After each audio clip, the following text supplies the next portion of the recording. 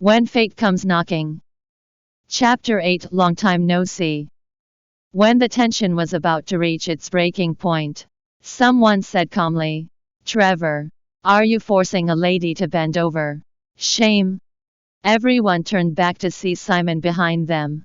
He was a more powerful man than Trevor was, which would explain why the latter greeted him with respect. On the other hand, when Lauren saw the man behind Simon, she froze in fear. The sight of Ethan filled her with dread and the urge to escape. She spent 1,825 nights in a hellish eternity, where everything she was became ash.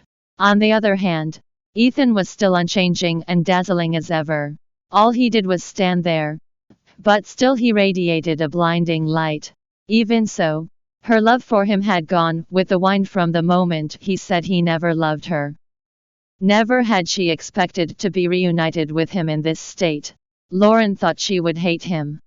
But when they met once again, she realized she didn't even feel like feeling anything toward him. All she wanted now was to live happily with Riley. Nothing else. She glanced at him for a moment and left. Suddenly, the aloof Ethan spoke. "Long time no see. Lauren, aren't you going to say hi?"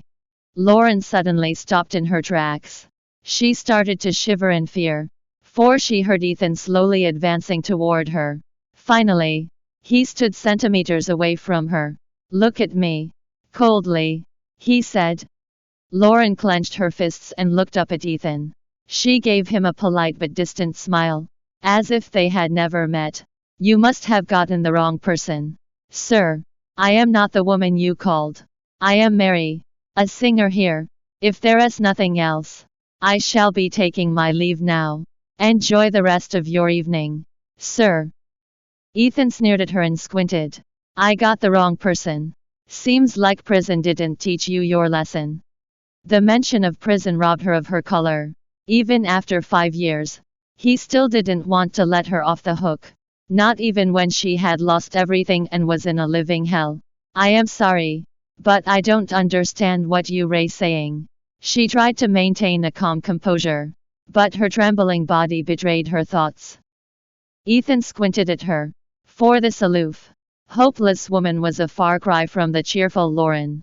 Even though he never smiled at her over the last 10 years, she would still keep on smiling and tell everyone she would only marry Ethan. Is this really the same person? For some reason, Ethan felt anger bubbling within him when he saw her in this state. On the other hand, Simon smirked, for it wasn't every day he could see Ethan having a change of expression. If it weren't for Lauren, he would have thought Ethan had Bell's palsy. A moment later, Ethan went up and grabbed Lauren's hand. "Miss Mary, you say, name your price. Then, I want you to spend the night with me." He thought Lauren would yell at him or call him a B****, but contrary to his belief, she looked up at him calmly. "I am sorry, sir, but all I do is sing. Entertaining the guests in another way is up to my colleagues." Welcome to download Flipread app to read more chapters of When Fate Comes Knocking novel online.